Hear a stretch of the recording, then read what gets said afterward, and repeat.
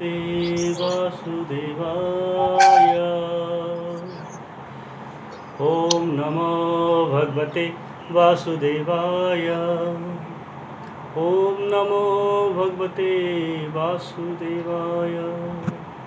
नारायणं नमस्कृत्यं नरं चैव नरोत्तमं देवीं सरस्वतीं व्यासं ततो जयमुदीरयेत्। नष्टप्रायेषु अभद्रेषु नित्यं भागवतसेवया भगवती उत्तमश्लोके भक्तिर्भवति नैष्ठिकीम्।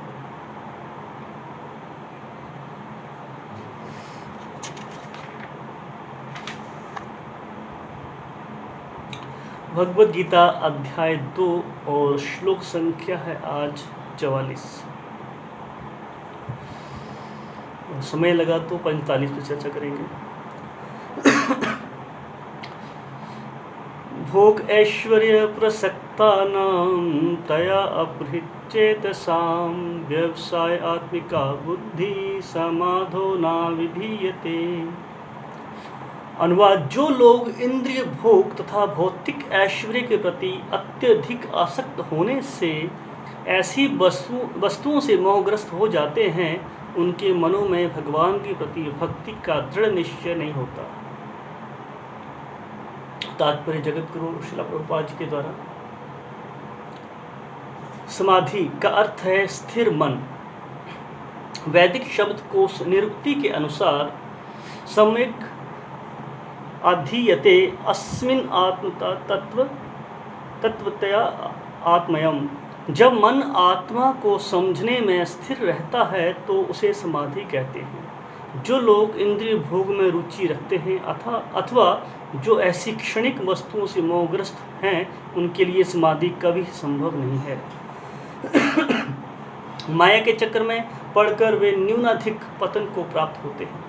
ओम अज्ञानतिमिरान्धस्य ज्ञानाञ्जनं शलाकया चक्षुरुन्मिलितं येन तस्मै श्रीगुरुवे नमः। श्रीचैतन्यमनु अविष्ठं स्थापितं येन भूतले स्वयं रूपकदा मह्यं ददाति स्वपदान्तिकं। वन्देऽहं श्रीगुरो श्रीयुत्पत्कमलं श्रीगुरुन् वैष्णवांश्च श्रीरूपं साग्रजातं सहगण रघुनाथान्वितं तं सजीवं साद्वैतं सावधूतं परिजनसहितं कृष्णचैतन्यदेवं श्रीराधा कृष्णपादान् सहगण ललिता श्रीविशाखान्वितांश्च। हे कृष्ण करुणा सिंधु दीनबंधु जगत्पते गोपेश गोपिकाकांत राधाकांत नमोस्तुते। तप्तकांचन गौरांगी राधे वृंदावनेश्वरी वृषभानुसुते देवी प्रणमामि हरिप्रिये। वाञ्छाकल्पतरुभ्यश्च कृपा सिन्धुभ्य एव च पतितानां पावनेभ्यो वैष्णवेभ्यो नमो नमः। जय श्री कृष्ण चैतन्य प्रभु नित्यानंद श्री अद्वैत गदाधर श्रीवासादि गौर भक्तवृंद। हरे कृष्ण कृष्ण कृष्ण हरे हरे, हरे राम राम राम हरे हरे।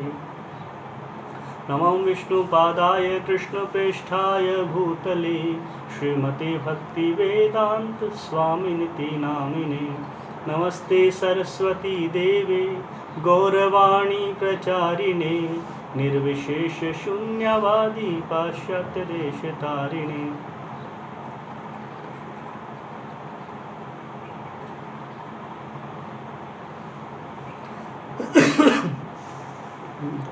भोग ऐश्वर्य प्रसक्तानां तया अपहृतचेतसां व्यवसायात्मिका बुद्धि समाधो न विधीयते। तो इस श्लोक में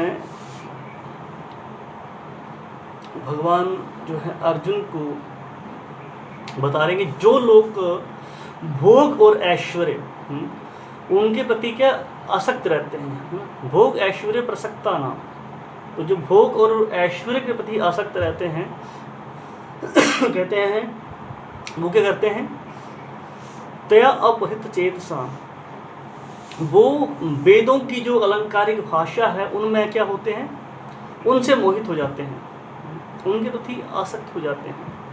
फिर होता क्या उसके कारण, उसकी वजह से वो जो उनका जो दृढ़ निश्चय है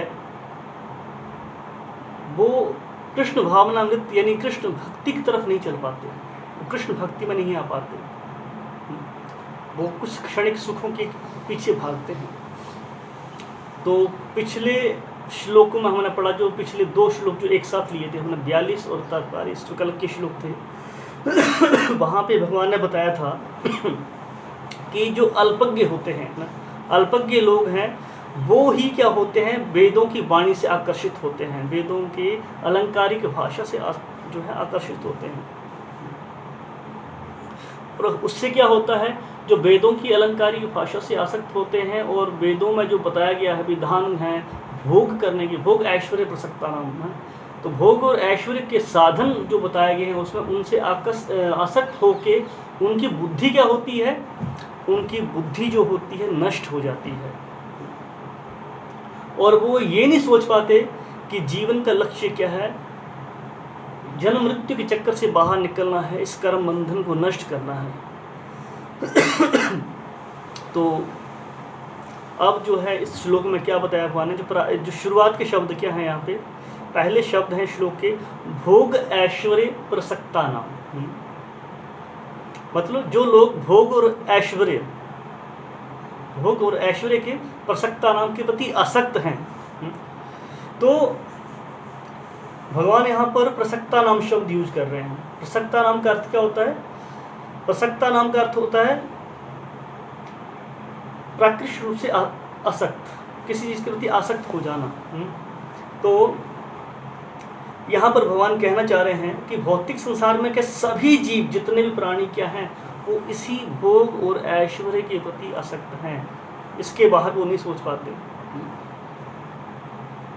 और वो इसी भोग और ऐश्वर्य को ही अपने जीवन का लक्ष्य बनाते हैं। अगर देखा जाए तो मनुष्य जीवन बहुत दुर्लभ है, ये बहुत दुर्लभ है, और इसको प्राप्त करके, इसको हासिल करके जो जीवन का लक्ष्य है वो है जन्म मृत्यु चक्कर से बाहर निकलना। वेद भी इसी की तरफ इशारा करते हैं, वो भी यही बात बताते हैं, पर अलंकारिक भाषा में बताते हैं। तो ये जो जन्म मिला है, शरीर मिला है, वो है इससे मुक्त होने के लिए, जन्म मृत्यु के चक्कर से मुक्त होने के लिए मिला है। तो जो भोग और ऐश्वर्य की जो प्रबल इच्छा होती है इंसान के अंदर, इसके चलते इंसान का ज्ञान ढक जाता है, और वो ये नहीं देख पाता कि इन भोगों के चलते, इन भोगने की इच्छाओं के चलते उसे पग पग पर हर कदम पे क्या है, विपदाएं देखनी पड़ेंगी। भागवत कहता है पदम पदम यद विपदा न तेषाम, यहाँ इस भौतिक संसार में हर पग पे विपदा है, कष्ट है, दुख है, वो ये नहीं देख पाता। भगवान गीता में कहते हैं 3 अध्याय में 39वां श्लोक आता है, भगवान कहते हैं, वहाँ एक शब्द यूज किया भगवान ने श्लोक में, आवृतम कहा। आवृत होता है ढक लेना, किसको, ज्ञान एतेन, ज्ञान को, यानी कहा गया है जो काम रूपी जो शत्रु होता है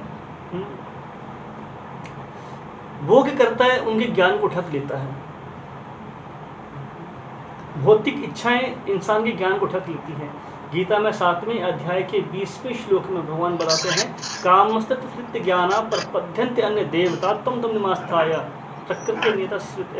तो वहाँ पे क्या कह रहे हैं कि अवृत उनका ज्ञान वहाँ ढक लिया गया है इसकी भौतिक इच्छाओं की कामनाओं में। हृत शब्द यूज किया, हृत कहते हैं हर लेना, स्टोलन शब्द यूज किया वहाँ पे, उसके ज्ञान को हर लिया जाता है इच्छाओं के द्वारा, काम के द्वारा।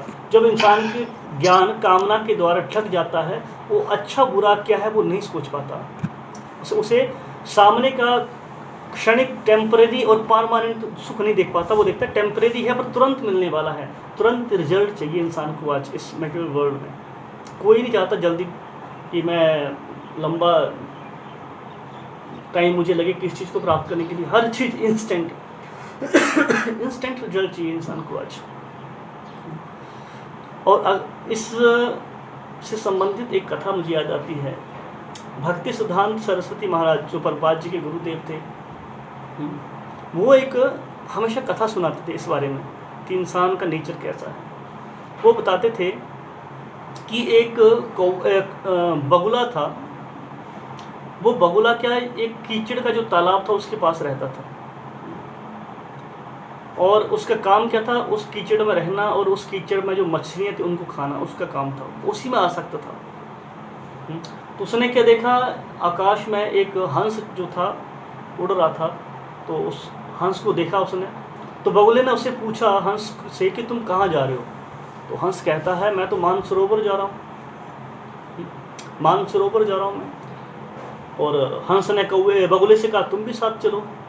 तो बगुला कहता है कि अगर मैं मानसरोवर चलूँ तो वहाँ ऐसा कीचड़ मिलेगा, ऐसे कीचड़ में वहाँ मछलियाँ मिलेंगी, कीड़े मकोड़े कीचड़ में होते हैं, मैं वो खाता हूँ, तो कीड़े मकोड़े मिलेंगे मुझे कीचड़ में खाने के लिए वहाँ पे। तो हंस कहता है मानसरोवर में तो भाई बहुत सुंदर स्वच्छ जल है वहाँ पे, कितने सुंदर कमल होते हैं, वहाँ कीचड़ नहीं होता, कीड़े मकोड़े वहाँ पे नहीं होते। तो कहते हैं फिर मैं जाके क्या करूँगा वहाँ पे, मुझे तो चाहिए कीड़े चाहिए, कीचड़ मुझे चाहिए। कहता वहाँ पे मानसरोवर में कीचड़ नहीं है, कीड़े नहीं है, तो मैं वहाँ नहीं जाना चाहूँगा। ये है इंसान का नेचर। तो इस स्टोरी से हम क्या सीखते हैं, इस कथा से क्या हमें मैसेज मिलता है वो ये है कि इस भौतिक संसार के जो भोग हैं और जो ये ऐश्वर्य है ये कीचड़ की तरह है, और जो अल्प ज्ञानी होते हैं, मंद बुद्धि लोग होते हैं, वो बगुले की तरह हैं। वो इस संसार में कीचड़ में रहना चाहते हैं, इस संसार के दुखों को भोगना चाहते हैं। और जो आध्यात्मिक जगत बताया गया है वो है मानसरोवर, वहाँ पे गंदगी नहीं है, कीचड़ नहीं है, कीड़े मकोड़े नहीं है, वहाँ के सुंदर जल है, स्वच्छ वातावरण है वहाँ का ना, वहाँ बताया गया भगवान के धाम के बारे में। और हंस क्या है, भगवान के शुद्ध भक्त हैं। भगवान के शुद्ध भक्त जो है कीचड़ में नहीं रहना चाहते, वो सुंदर स्वच्छ जल ढूंढते हैं वो। तो भक्त का लक्ष्य क्या होता है, वहाँ जाके मानसरोवर में जाके, गोलोक धाम कृष्ण के धाम में जाके भगवान के चरणों की सेवा करना, ना कि कीचड़ में रहना। क्योंकि ये कीचड़ में रहने वाले जो लोग होते हैं, जो भौतिक संसार को भोगने की जो इच्छा रखते हैं, वो उस बगुले की तरह है और उसी में रहना चाहते हैं। उनको बताया भी जाए कि यहाँ रहने लायक जगह नहीं है, निकलो यहाँ से, वो नहीं निकलना चाहते यहाँ से, वो यहीं रहना चाहते हैं। एक उदाहरण और इसके बारे में दिया जाता है, प्रभुपाद जी एक उदाहरण अक्सर देते हैं इसको समझने के लिए और आसान बताने के लिए कि इसे कैसे समझें इन चीज़ों को हम लोग।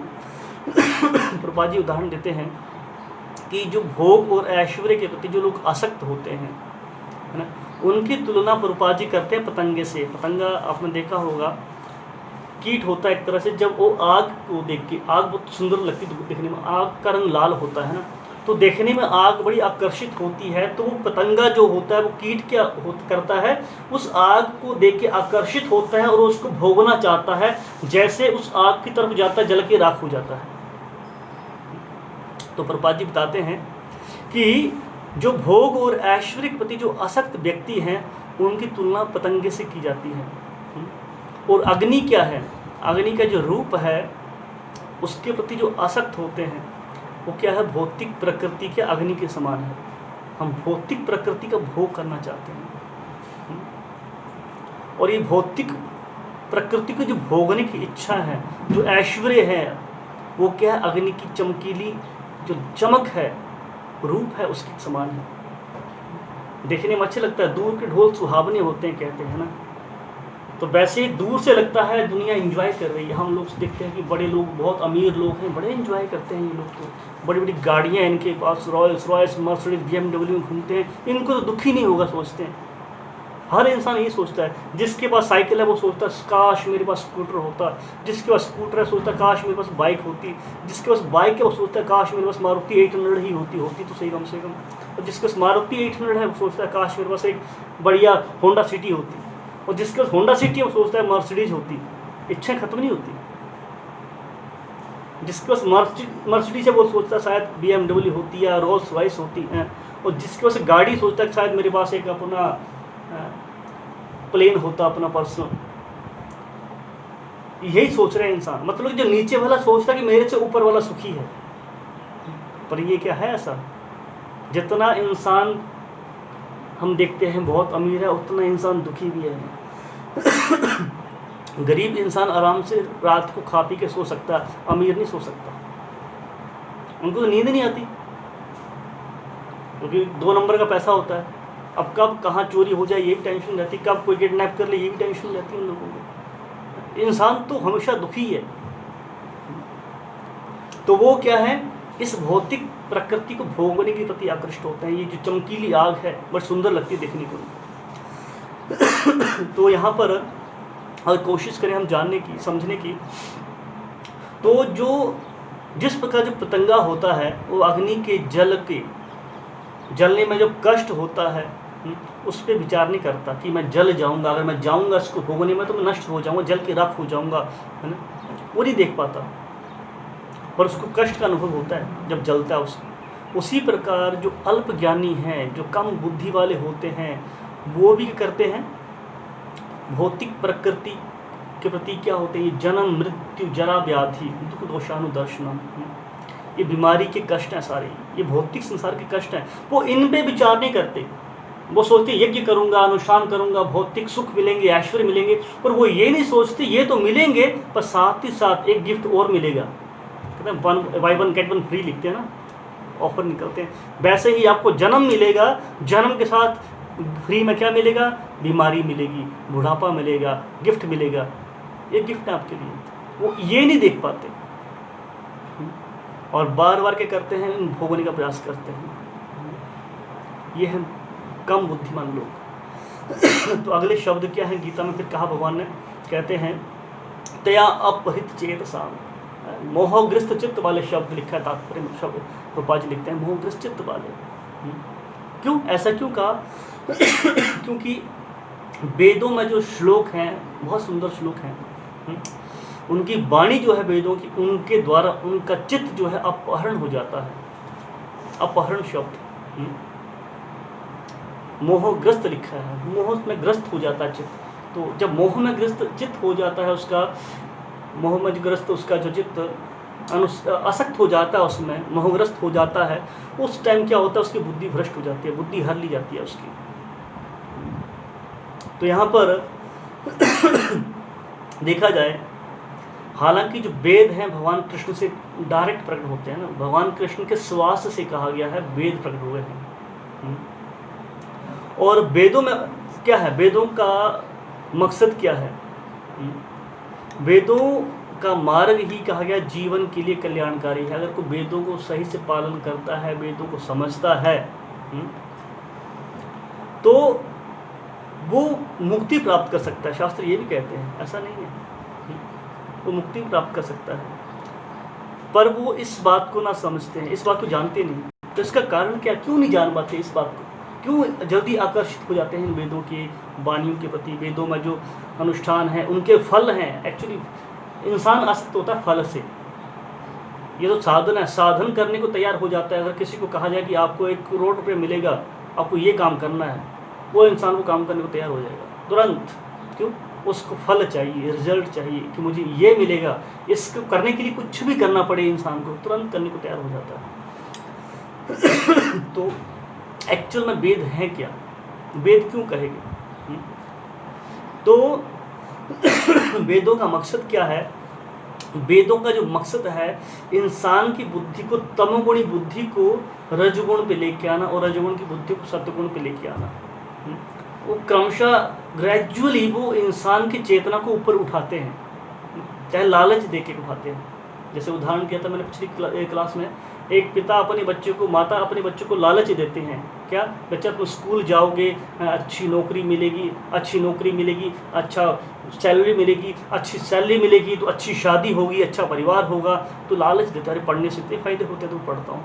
वैसे वेदों में जो ये भाषा है, वेदों के जो श्लोक हैं, इसलिए बताए गए हैं, भोगना तो इंसान को है, काम की इच्छा पूरी करनी है, पर उससे क्या पाप में लगेगा इंसान को, इंसान नरक जाएगा, इंसान नरक जाता है। पर अगर इंसान कम से कम वेदों के आधार पर काम करेगा तो पाप नहीं लगेगा। वैसे तो पाप लगना, चोरी करेगा पाप लगेगा उसको, भोगने से पाप लगता है, पर कम से कम वेदों का पालन करेगा, वेदों के आधार पे भोगने का प्रयास करेगा, तो उसको कम से कम जानवर का, पशु पक्षी का शरीर तो नहीं लेना पड़ेगा। उसकी इच्छा भी पूरी हो जाएगी भोगने की, क्योंकि उसकी इच्छा है अच्छा ऐश्वर्य चाहिए। तो वेदों के आधार पर कर्म करने से, यज्ञ करने से उसको भोगने का मौका मिल जाता है, एक उच्च शरीर में, एक उच्च लोक में चला जाता है, पर नीचे के लोक में नहीं जाता। तो मकसद क्या है वेदों का? इंसान को धीरे धीरे धीरे उसकी चेतना को शुद्ध करना है। वेदों का मकसद ये है, इसलिए वेद बताए गए हैं।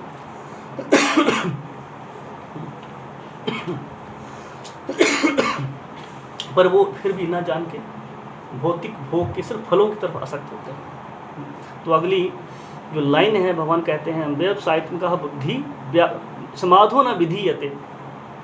व्यवसाय आत्मिका बुद्धि का व्यवसाय, जो मतलब इसका है उनका जो है भगवान कृष्ण की भक्ति के प्रति उनका निश्चय दृढ़ नहीं हो पाता। समाधो न विधीयते, है ना, व्यवसायत्मिका बुद्धि, उनका जो चित्त जो है स्थिर नहीं हो पाता भगवान की भक्ति में। तो यहाँ पर भगवान ऐसे लोगों के बारे में बता रहे हैं, ऐसे लोगों के बारे में शिक्षा दे रहे हैं। क्या बता रहे हैं? जो साधु हैं, शास्त्र हैं, आचार्य हैं, उनका सम्मान तो करते हैं ना, लोगों में श्रद्धा है, उनका सम्मान करते हैं, उनकी शिक्षाएं वो जानते हैं कि बहुत कल्याणकारी हैं, उनको सुनते हैं बड़े ध्यान से कि प्रभु जी बताइए, हमें कुछ कथा सुनाइए, है ना। लोग मिलते हैं कि कुछ अच्छा सा कथा सुनाइए भगवान के बारे में, कोई लीला सुनाइए, सुनते हैं और ये भी समझते हैं हमारे भले के लिए है। परंतु उनका जो हृदय इतना दुर्बल होता है, वो समर्पण नहीं कर पाते भगवान की भक्ति के प्रति, उनको अपने हृदय में धारण नहीं कर पाते ना। क्या लिखा है यहाँ पे? समाधो न विधीयते, वो धारण नहीं कर पाते इन चीज़ों को। इसका उदाहरण है महाभारत में। महाभारत में हम पढ़ते हैं, जब पांडु की मृत्यु होगी, यानी पांडवों के पिता की कुंती महारानी विधवा हो गई, 5 पुत्र थे उसके, तो कृष्ण को बड़ी चिंता थी उनकी। तो कृष्ण ने क्या किया? मथुरा से कृष्ण ने अक्रूर को भेजा धृतराष्ट्र के पास। अक्रूर से कहा कि जाके पता करो, हालचाल पूछो और साथ ही साथ धृतराष्ट्र से मिलना। धृतराष्ट्र क्या है, पुत्र मोह में अंधा है, कम से कम उसे समझाना कि देखो तुम्हारे भतीजे हैं, इनको तंग ना करें, इनको तुम कष्ट मत देना। बताया ये बात। तो जब ये बात बताई धृतराष्ट्र को अक्रूर ने, तो धृतराष्ट्र पता क्या उत्तर देता है? धृतराष्ट्र कहता है कि अक्रूर से, तुम्हारी बातें बहुत अच्छी हैं, सुनने में बहुत अच्छी लगती हैं, बहुत आनंद आता है, पर बताता है मैं अपने पुत्र मोह के कारण इतना आसक्त हूँ कि आपकी बातें मेरे हृदय में बैठ नहीं पा रही हैं। सुनने में अच्छी लग रही हैं पर मेरे हृदय में बैठ नहीं पा रही हैं। उदाहरण दिया, बताया कि जिस प्रकार जो है बादल में बिजली स्थिर नहीं हो पाती, तो बड़ा अच्छा उदाहरण दिया यहाँ पे। क्या बता रहे हैं यहाँ पे? उदाहरण क्या है? जिस प्रकार कहते हैं बादल में कभी बिजली स्थिर नहीं होती। आपको लगता है बादल में बिजली टिकती, कभी आती है, चमकती चली जाती है। उसी प्रकार धृतराष्ट्र कह रहा है कि जो आपने कृष्ण का जो संदेश मुझे दिया है, मैसेज मुझे दिया है, बड़ा अच्छा है, बहुत सुंदर है, हृदय को अच्छा लगता है सुनने में, मुझे तृप्ति महसूस होती है। पर जिस प्रकार बिजली बादलों में टिक नहीं पाती, उसी प्रकार कहते हैं आपका जो ये संदेश है ना, अच्छी बातें मेरे हृदय में टिक नहीं पाती, नहीं टिक पाती, शिक्षाएं टिक नहीं पाती। तो इससे क्या पता चलता है कि यहाँ पर भगवान श्री कृष्ण ऐसे व्यक्तियों के बारे में, ऐसे लोगों के बारे में बता रहे हैं जो धार्मिक हैं परंतु भोगों के प्रति आसक्त हैं। जैसे धृतराष्ट्र सुनने में धार्मिक था, बड़ा अच्छा लगता सुनने में उसमें, पर उसमें क्या भोगों में आसक्त था, अपने बच्चों में आसक्त था, पुत्रों में आसक्त था, राज सिंहासन में आसक्त था। धृतराष्ट्र, धृत मतलब जो पकड़ के रखे किसको? राष्ट्र, राष्ट्र को। धृतराष्ट्र का मतलब होता है जो पकड़ के रखे गद्दी को, उसे कहते हैं धृतराष्ट्र। तो कहता है मेरा मन आसक्त है इसलिए मैं इनको नहीं ले पा रहा हूँ।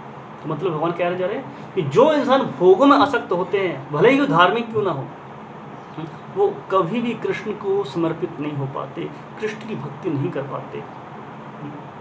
जो मोह के चलते उनका ना मन बड़ा निर्मल होता है, बड़ा निर्बल होता है, बड़ा कमज़ोर होता है। वे प्रयास करते रहे चाहे, पर कभी भगवान को समर्पित नहीं कर पाते। कितना प्रयास किया भगवान ने, खुद भगवान ने प्रयास किया उनको बदलने का, पर मोह से आसक्त। तो जब तक हमारा मन मोह से आसक्त रहेगा, हम भक्ति में स्थिर कभी नहीं हो पाएंगे।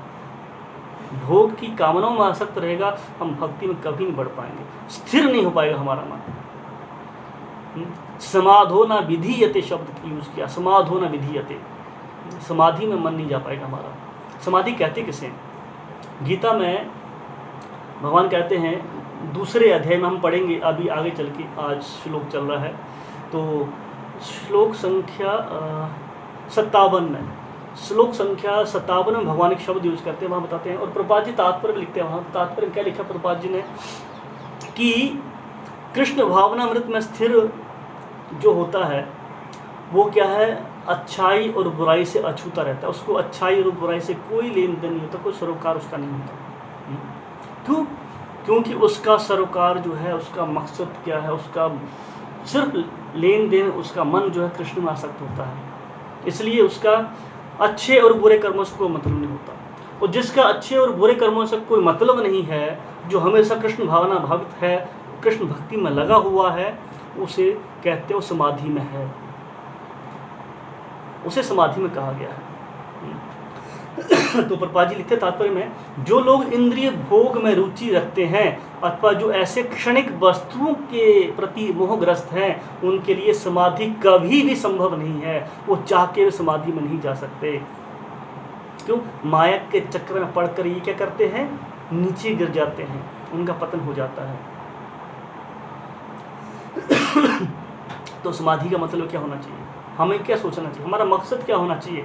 हमारी लाइफ का एक ही गोल होना चाहिए। क्या होना चाहिए कि मैं किसी भी तरह एन केन प्रकारेण वाई हुक वाई क्रुक, मैं क्या करूँगा, इसी जन्म में भक्ति का अभ्यास करूँगा। ये नहीं माला करनी है, अभी माला कर ली, चलो 4 माला भी कर लेते हैं, बाकी माला शाम को करेंगे, टाइम लगेगा तो, ये नहीं। प्रभुपाद जी कहते हैं कि हमें क्या करना है, मैं इसी जन्म में जीवन में भक्ति का अभ्यास करूंगा। और क्या करूंगा, फिर मैं इसी जन्म में भक्ति करके भगवान के धाम चला जाऊंगा, वापस नहीं आऊंगा। उसे कहते हैं व्यवसायित्मिका बुद्धि। जो पक्का व्यापारी होता है, पक्का व्यापारी वो है जो घाटा कभी नहीं खाता, बड़ा सोच समझ के धंधा करता है, व्यापार करता है, उसे कहते हैं पक्का A1 क्वालिटी का व्यापारी। तो भक्त जो होते हैं उनको कहा व्यवसाय आत्मिका बुद्धि, पक्के व्यापारी होते हैं।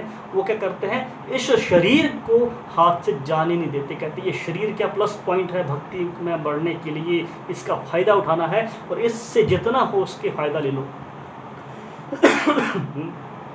जितना हो उसके फ़ायदा ले लो। और वैसे इंडियन लोग बड़े एक्सपर्ट हैं फ़ायदा लेने में ना, आपको पता होगा इंडियंस लोग सबसे एक्सपर्ट होते हैं फ़ायदा लेने में।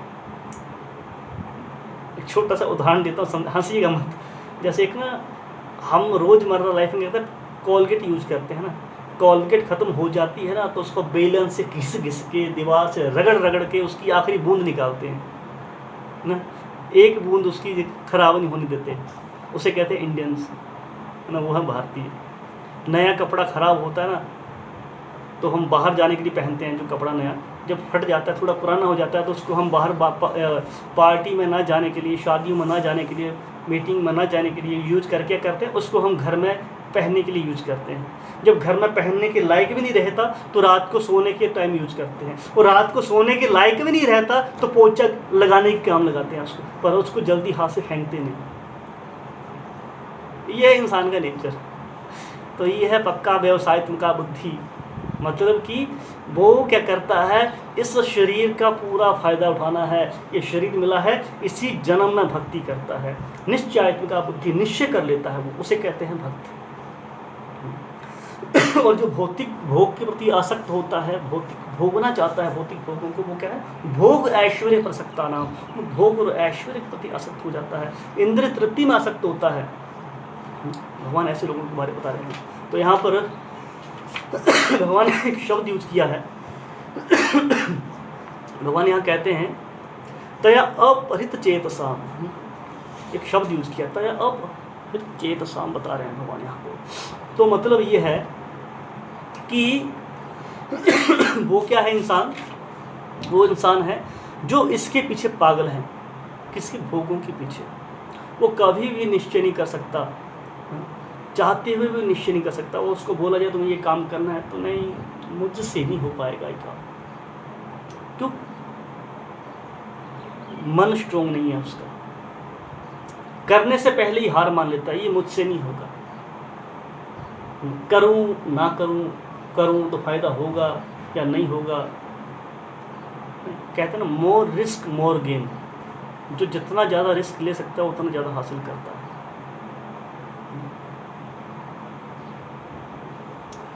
वो चाह के भी कभी भी स्ट्रोंग नहीं हो पाता, चाह के भी वो दृढ़ संकल्प नहीं ले पाता भक्ति में आगे बढ़ने का। क्यों?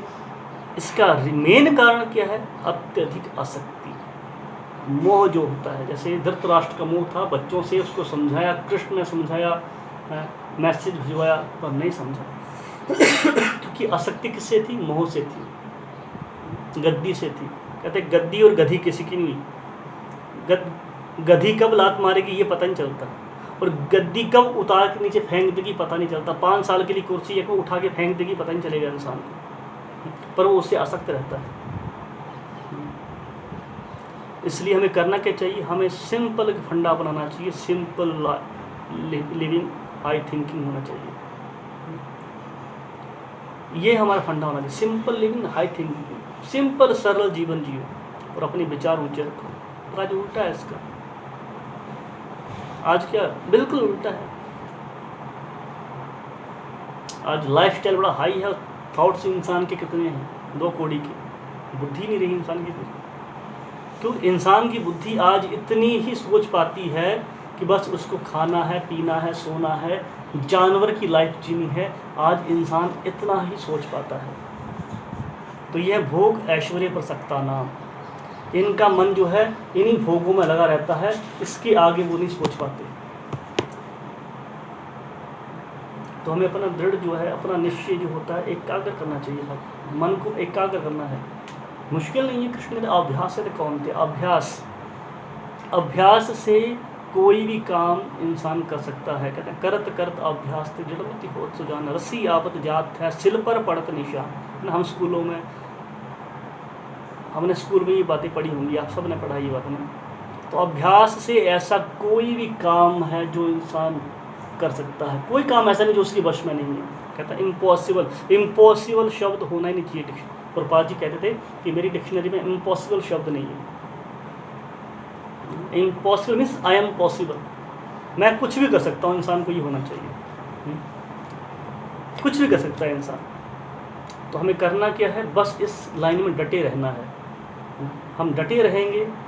हम कहते हैं नाम जपते हैं, माला जपते हैं, मन नहीं लगता है, मन भागता है, खासकर माला के टाइम तो और भागता है। तो भागने दो ना मन को, आप क्यों भागते हो मन के पीछे? अब मन कहता है मुझे ये खाना है, तो मन को जाने दो, तो खा के आ जा। अब मन कैसे खाएगा बताओ? वो तो आपके साथ जाएगा तभी तो खाएगा। मन अलग से कुछ नहीं खा सकता, वो आपको ही इस्तेमाल करेगा, आपके माध्यम से भोगेगा। मतलब कंधा आपका गोली वो चलाता है, तो कंधा क्यों दें उसको? दो ही मत। प्रभुपाद जी कहते हैं नाम जप में चाहिए क्या? एक जुबान, एक कान और एक हाथ। बस हाथ से माला फिरो, मुंह से बोलो, कान से सुनो, इतना काम है माला करने में। हाँ, मन नहीं सुनता है मत सुनो, मन नहीं लगता है कोई बात नहीं, आपका काम है जप करना। जैसे एक उदाहरण के तौर पे, जो इंसान ढीठ होता है ना, ढीठ इंसान को कितना ही बोलो वो नहीं सुनता। हमें ढीठ बनना है। भक्ति में जो ढीठ है वो ही आगे बढ़ सकता है। मन बोलेगा ये खाना है, ढीठ बन के बैठे रहो, तू बोलता रहे करना तो मुझे अपना ही है, करना मुझे अपना ही है। मन जो मर्जी बोले, तो मन बोलेगा यार कहाँ फंस गया, किस इंसान के चलते फंस गया, ये तो सुनता ही नहीं मेरी बात। तो बाद में क्या करता है, जो चीज़ ढीठ होती है उसको बोलना छोड़ देता है, फिर उसको उसके हिसाब से छोड़ दिया था, तो जो करना कर। तो मन तो हमारे साथ ही रहेगा, जाना तो उसको है नहीं कहीं भी, पर ये देखेगा मेरी बात सुनता ही नहीं, तो मुझे इसकी बात सुननी पड़ेगी। फिर मन सुनने को तैयार हो जाएगा, और जब मन सुनने को तैयार हो जाएगा उस दिन भक्ति में हम बहुत जल्दी आगे बढ़ेंगे। तो हमें अपना मन जो है भोग ऐश्वर्य पर सकता, भोग और ऐश्वर्य से हटाना है, भगवान की भक्ति की तरफ मन लगाना है। तो इसका मतलब ये नहीं कि भक्त की लाइफ नीरस हो जाती है, उसमें रस नहीं है, नहीं। भक्त की लाइफ जितनी आनंदमय है उतनी किसी की भी नहीं है। जितना एंजॉय भक्त कर सकते हैं ना, दुनिया सोच भी नहीं सकती। सुबह उठ जाना, भगवान को देखना, कीर्तन करना, उनके आगे नाचना, भगवान को सुंदर सुंदर भोग लगाना, सुंदर सुंदर श्रृंगार करना, भगवान को साफ़ सफाई में रहना, अच्छा साफ़ सुथरा पहनना, अच्छा साफ़ सुथरा खाना, अच्छे विचार रखना। सबसे अच्छी चीज़ तो ये है इंसान के पास, और ये जिसके पास वो एक्चुअल धन तो यही है। जो अच्छा साफ़ सुथरा रहता है, बीमारियाँ दूर रहती हैं उस इंसान से। मन साफ रहता है उसका। तो हमारा लक्ष्य होना चाहिए मन को साफ करना, और मन को साफ करने का तरीका है चितो दर्पण मार्जनम। चित्त रूपी दर्पण का मार्जन करने का एक ही तरीका हरि नाम, दूसरा कोई तरीका नहीं है। और जो जितना हम भगवान के बारे में श्रवण करेंगे, भगवान के नाम में कीर्तन करेंगे, भगवान के बारे में कथा सुनेंगे, उनके दर्शन करेंगे, तो धीरे धीरे धीरे हमारा क्या होगा, मन इन चीज़ों से हटने लगेगा। और जैसे ही हमारा इन चीज़ों से मन हटेगा, मन स्थिर हो जाएगा। यही विधि है मन को स्थिर करने की। हमें कोई भी बाहरी चीज़ों का सहायता लेने की ज़रूरत नहीं है कि हमें कुछ एक्स्ट्रा ऑर्डिनरी करना चाहिए, कुछ अलग हटके करना चाहिए। कुछ हटके करना हमारा काम नहीं है। हमारा काम जो शास्त्रों में दिया उसको फॉलो करो बस। लकीर का फ़कीर बनना हमें, शास्त्रों में कहा हमें उसी का पालन करना है। देखो कितना सुंदर जीवन होगा हमारा। हमें सुंदर जीवन बनाना है, और भक्त का जीवन ही सुंदर हो सकता है कि उसका आचरण सुंदर होता है। भक्त को कहा गया कैसा होना चाहिए, तन और मन अंदर और बाहर से दोनों से सुंदर होना चाहिए। प्रभुपाद जी कहते हैं तन को तो हम साबुन से नहा के धो के सुंदर बना सकते हैं, पर मन को साफ करने का कोई साबुन है ही नहीं है। मन को साफ करने का साबुन है हरि नाम। हरि नाम साबुन है, तो इसको हम यूज करें, साबुन को यूज करें। हरि नाम साबुन, कितना सुंदर नाम, हरि नाम साबुन, सुगंधित साबुन। इस साबुन को यूज करेंगे तो मन साफ हो जाएगा, और तब आराम से मन भक्ति में लगेगा। पर अभ्यास रेगुलर, ये नहीं आज किया कल नहीं किया, गैप दे दिया, एक दिन आज कथा सुनी ठीक है, एक श्लोक मिस कर दिया तो क्या हुआ, अगला श्लोक सुन लेंगे। आज माला गैप दे दी तो क्या बात है, कल आज की माला भी कल कर लेंगे। ऐसा कभी नहीं होता। ऐसा कभी हुआ कि मैंने कल का खाना आज ही खा लिया है, कि कल मेरा व्रत है तो कल के हिस्से का खाना भी आज ही खा लेता हूँ? नहीं होता ना। मैं आज का ही खाना आज खा सकता हूँ, कल का खाना मैं आज नहीं खा सकता। वैसे ही कल की भक्ति मैं आज नहीं कर सकता, मुझे आज ही भक्ति करनी है। और भक्ति कब करनी चाहिए, मरने से पहले, और मरने का पता ही नहीं है कब मरना, मैं जानता नहीं, इसलिए अभी भक्ति करनी है बस। ये हमारा दृढ़ संकल्प होना चाहिए। ये है व्यवसाय आत्मिका बुद्धि। व्यवसाय आत्मिका बुद्धि ये होनी चाहिए, यही बल्कि है दृढ़ संकल्प होना पक्का कि मैं करूँगा तो आज करूँगा, अभी करूँगा। ये नहीं कि आज करे सो कल करे, कल करे से अब। कहा बोली जी ना, हम क्या हैं, कहते आज करे से आज कर, क्या कहावत है, आज करे सो कल कर, कल करे सो परसों, इतनी जल्दी क्या है जब जिंदगी पड़ी है बरसों। ये हमारा हाल है। हम आज की बात को कल पे छोड़ते हैं। तो क्या होना चाहिए, हमें आज पे काम करना है, कल पे नहीं छोड़ना है। इसलिए कहा कल करे सो आज कर, आज करे सो अब, पल में पल्ले होएगी बहुरी करेगा कब। मैंने जानबूझ के ये उल्टा बोला मैंने कि आज करे सो कल कर, कल करे सो परसों, इतनी जल्दी क्या है जब जिंदगी पड़ी है बरसों। एक्चुअली हमारा ये नेचर है, इसलिए मैंने ऐसा कहा। हमारा नेचर ऐसा है, हम आज के काम को कल पे छोड़ते हैं, आज भक्ति को हम कल पे छोड़ते हैं। भक्ति अभी करनी है, भक्ति कल नहीं होगी। कल का नाम काल है, कल का नाम काल है। तो मुझे इसी बात पे किया छोटी सी बात याद आई, फिर मैं ख़त्म करूँगा। एक सत्संग चल रहा था, और एक सत्संग में जो साधु थे कथा करने वाले, उन्होंने कहा कि भक्ति बचपन में की जाती है, बुढ़ापे में नहीं की जाती। तो इतने में एक बुजुर्ग थे, वो बहस पड़े, लगी बहस करने, और बहस का तो कोई अंत होता नहीं। और जो बहस है उसको सिखा भी नहीं सकता, कुछ सीखने वाला बहस नहीं करता, वो सुनता है। तो कहते हैं बचपन खेलने कूदने के लिए है, और जवानी है तो कमाने के लिए है, भजन करने के लिए। भजन बुढ़ापे में होता है, भजन बुढ़ापे में करना चाहिए। तो संत ने समझाया, नहीं समझे। तो कथा खत्म हुई, जैसे वापस जाने लगे तो रास्ते में एक नदी आई, तो नदी पार करनी थी, छोटी सी नदी थी। तो साधु क्या थे, उस रास्ते पे जो नदी थी वो नदी के किनारे बैठ के नदी पार नहीं करी। उनको पता था लोग वापस इसी रास्ते से जाएंगे सारे के सारे। तो जो महाशय थे जो बहस कर रहे थे वो भी वहाँ से गुजरे, तो देखा वो कथा करने वाले साधु महात्मा बैठे हुए हैं वहाँ पे। तो उन्होंने पूछा कि आप बैठे हैं, नदी पार नहीं करी? कहते हैं पार करूँगा, बस मैं वेट कर रहा हूँ इसका पानी बंद हो जाए, पानी रुक जाएगा तो मैं नदी पार करूँगा। कहते हैं नदी का पानी रुकता है कभी? नदी का पानी ख़त्म नहीं होगा, पानी बहता रहेगा, आपको नदी अभी पार करनी चाहिए। नहीं, कहते हैं मैं नदी के पानी के रुकने की इंतज़ार कर रहा हूँ, तब मैं नदी पार करूँगा, पानी ख़त्म होगा तो नदी पार करूँगा। कहते हैं इतनी बड़ी कथा करके आगे आपको यही पता नहीं कि पानी रुकता नहीं, पानी का काम बहना है। तो कहता है यही तो मैं समझा रहा था तुम्हें कथा में, यही तो मैं तुम्हें समझाना चाह रहा था कि हम सोचते हैं कि हमारे काम धंधे ख़त्म हो जाएंगे, भक्ति बाद में करेंगे। काम धंधे कभी नहीं ख़त्म होते, ज़िंदगी में काम कभी ख़त्म नहीं होने वाला है। भक्ति अभी करनी है, बुढ़ापे में नहीं होती। बुढ़ापे में सिर्फ दवाई चलती हैं, हाय हाय चलती है, भजन नहीं होता। नाम भजन होता जवानी में। जिसने बचपन में जवानी में भजन किया होता है, बुढ़ापे में वो ही भजन कर सकता है। जिसने भजन नहीं किया होगा वो हाय हाय करेगा, और जिसने भजन किया वो राम राम करेगा। इतना फर्क है दोनों में। तो हमारी स्थिति क्या होनी चाहिए? हमें मरते समय भी अंत काल में नारायण स्मृति होनी चाहिए, भगवान का नाम हमारी जुबान पे होना चाहिए। तभी होगा जब हम आगे से प्रयास करेंगे। दृढ़ निश्चय हमारा होगा, व्यवसाय आत्मिका बुद्धि हमारी होगी, ये तभी संभव हो पाएगा। ये तो संभव नहीं है, बहुत मुश्किल है। भक्ति करना बहुत मुश्किल है, पर अभ्यास, इसलिए हमें रोज़ अभ्यास करना है, बेनागा अभ्यास करना है। और हमें भगवान ने मौका दिया है, आप सबके पास मौका है, तो इसका फ़ायदा उठाना, जो फ़ायदा उठाना जानता है वो है व्यवसाय आत्मिका बुद्धि। आप कितना फ़ायदा उठा पाते हैं ये आपके ऊपर है, ये हमारे ऊपर है। ठीक है, धन्यवाद। हरे कृष्ण।